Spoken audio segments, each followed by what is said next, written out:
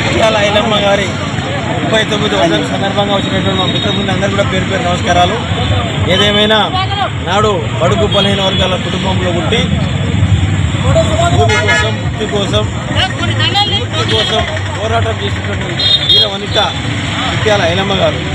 అదేవిధంగా గడీలలో ఎవరైతే బడుగు బలహీన వర్గాలందరూ వెట్టి చాకరికి గురవుతూ ఉన్న సమయంలో బందూకు పట్టుకొని వారందరికీ ధీటుగా పోరాడి తెలంగాణలో పెద్ద వీర వనితగా పేరుగాంచినటువంటి వ్యక్తి ఇలా ఇట్యాల ఐలమ్మ గారు.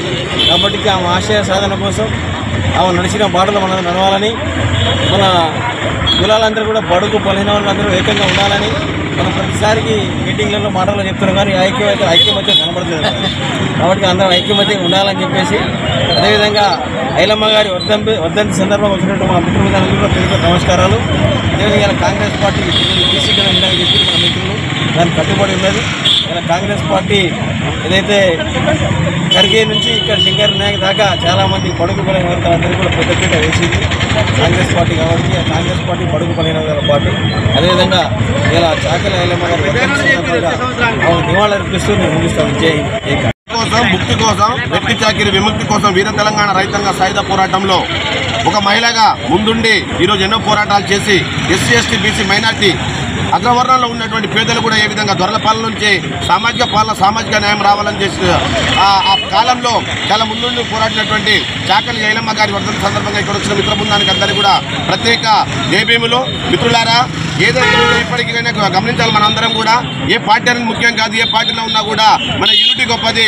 దళిత జాతులు పైకి తీసుకోవడం కోసం మనమందరం ప్రయత్నం చేయాల్సిందిగా మేమందరం మనవి చేస్తున్నాం. కాబట్టి చాకలి ఐలమ్మ వర్ధంతి సందర్భంగా మిత్ర బృందాన్ని అందరికీ కూడా జయభీములు తెలుపు సెలవు చూసుకుంటున్నాం.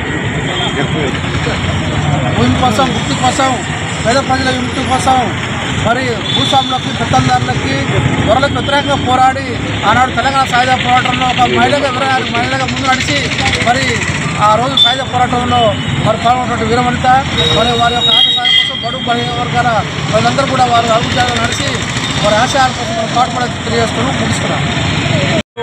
మిర్యాలగూడ పట్టణంలో రజక సంఘం ఆధ్వర్యంలో వీరనారి చాకలి ఐలమ్మ 39వ వర్ధంతి సందర్భంగా ఇచ్చేసినటువంటి పెద్దలు గౌరవనీయులు ఎమ్మెల్యే భాస్కరరావు గారు, డీసీసీ ప్రెసిడెంట్ శంకర్ నాయక్ గారు, కౌన్సిలర్లు, మా రజక సోదరులందరికీ కూడా ఉద్యమ వందనాలు తెలియజేస్తూ మరి ఆనాడు భూమి కోసం వృత్తి కోసం తెలంగాణ సాయుధ పోరాటం కోసం మరి అలుపెరగని పోరాటం చేసిన సంపన్న కులాల కోసం పోరాటం చేసిన మా వీరనారి చాకలి ఐలమ్మ మా కుటుంబంలో పుట్టడం మాకు చాలా గర్వకారణం.